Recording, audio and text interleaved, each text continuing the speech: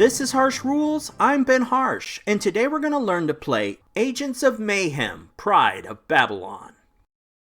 Agents of Mayhem, Pride of Babylon was released in 2019 by Academy Games and designed by Gunter Eichert. This game supports 2 to 4 players and takes 1 to 2 hours to play.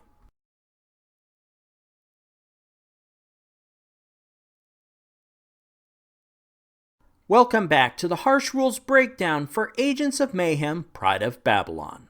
In this final episode for the basic rules, we're going to cover squad unit boards, gadgets, and status markers. We've got a lot to cover, so let's jump right in.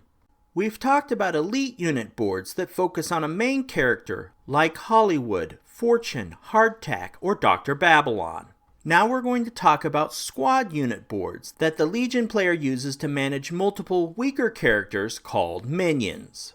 To understand minions a little bit better, let's walk through the layout of the squad unit board. The silver banner running along the top is very similar to an elite unit board. The name indicates a particular squad. This is Alpha Squad's board. There is also a Bravo Squad board. These squads also have cube wells like elite unit boards. However, they're missing the shield and armor wells of the elite units.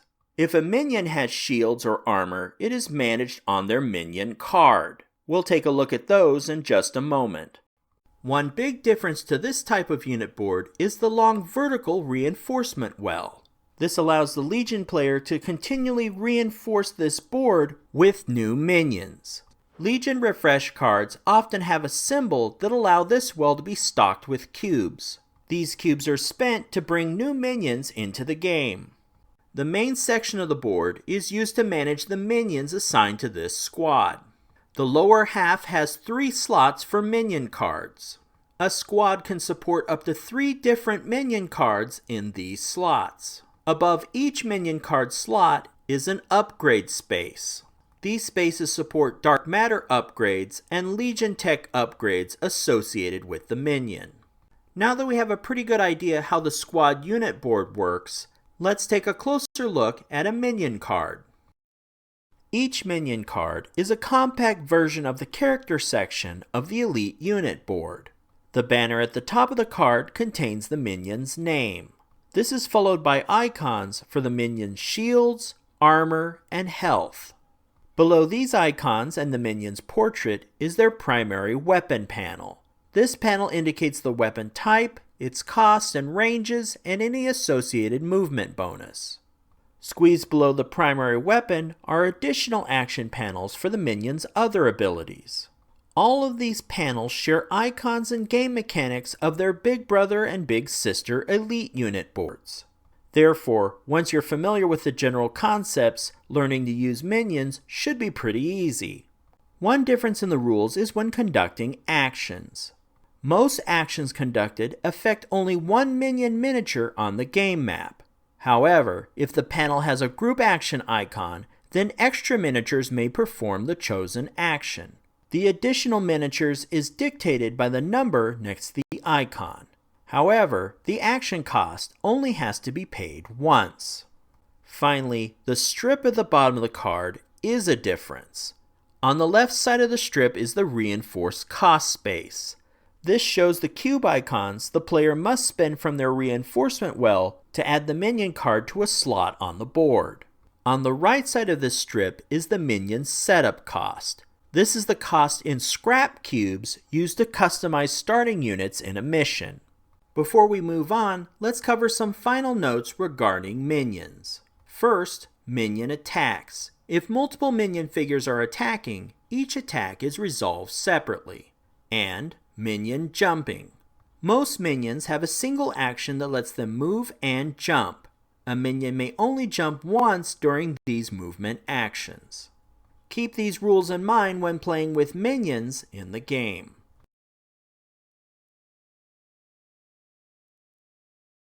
Now, let's talk about gadgets. Each elite unit board has its own set of gadgets specific to that character. These gadgets are represented by special cards that fit into spaces at the bottom of the board. There is a space for each type of gadget. One for a passive gadget, one for a weapon gadget and one for an action gadget. The type of gadget card can be identified by symbols on the back of the card and linked to a character by their portrait in the upper left-hand corner. There are 3 types of gadget cards: passive gadget cards that give the unit an additional ability, weapon gadget cards that modifies a unit's weapon. Every time the player uses the character's weapon, though, they must announce they're using the gadget as well. And finally, action gadget cards, which provide the unit with a powerful action. Next, let's take a closer look at the layout of a gadget card to understand how they work. This is a weapon gadget card for Hollywood called Run and Gun Stock. The gadget type for this card can be found in the upper left-hand corner. Below this is the scrap cost. Scrap is used to pay for gadgets in the advanced rules. On the lower half of the card is the action type and gadget name. To the left of this is the cost to use the gadget. And the majority of the space at the lower half of the card informs players of the gadget's ability. Typically, this shows a string of icons with some flavor text at the bottom. Agents of Mayhem, Pride of Babylon communicates its numerous gameplay mechanics with an extensive symbology. Definitions for these ability symbols can be found on page 23 of the rulebook. Ability and refresh symbols are also printed on an indispensable reference sheet that is included with the game. Keep these resources handy as you and your friends become familiar with the game. Next, we're going to review several of these icons by learning about status markers.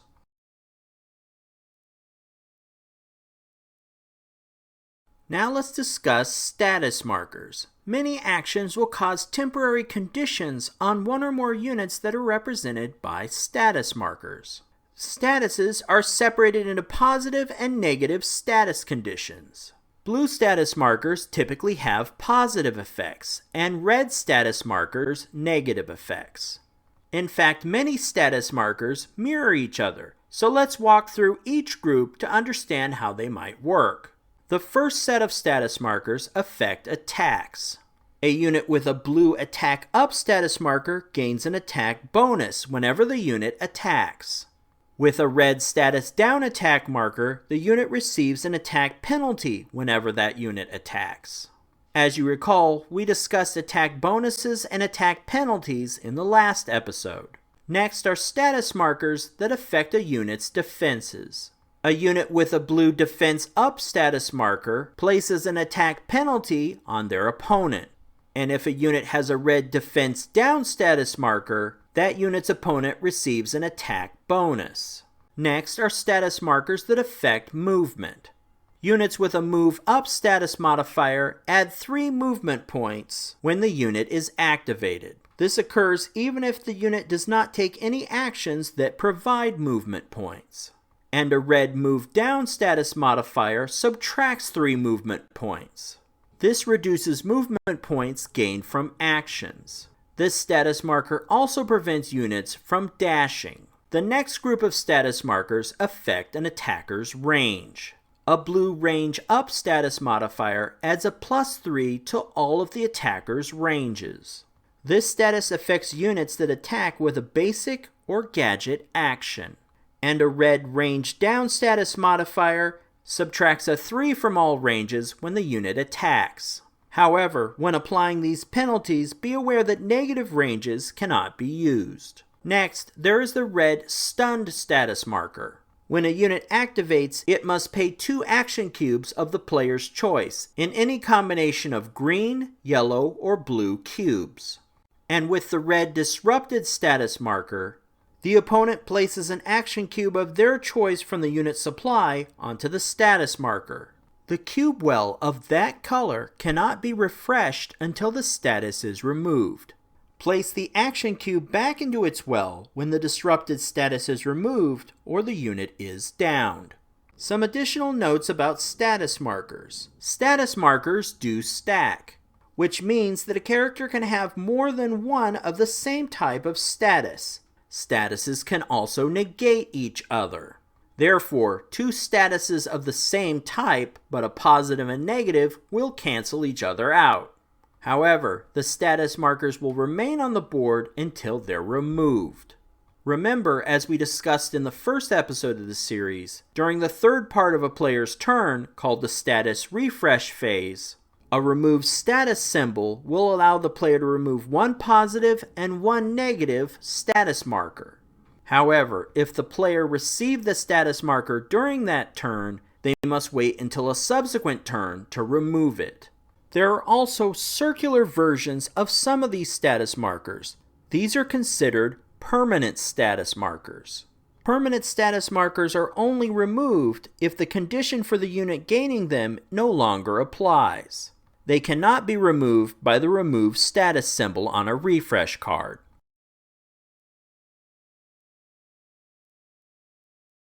And now we've come to the end of the basic rules. With everything we've covered in the last 3 episodes, you should be ready to begin your own game of Agents of Mayhem, Pride of Babylon. To practice and reinforce the concepts learned in this series, I highly recommend taking advantage of the tutorial missions. There are 6 tutorial missions at the beginning of the Mayhem mission book. Many of these are very short. However, they give you a great opportunity to focus on specific concepts covered in the basic rules. Therefore, you can play through all the tutorial missions or just the ones that you need for a specific topic. Once you've played these and feel like you have a handle on the rules, you'll be more than ready to play the game's first mission. And before you know it, you'll be playing with the advanced rules, which expand on the concepts we've learned here.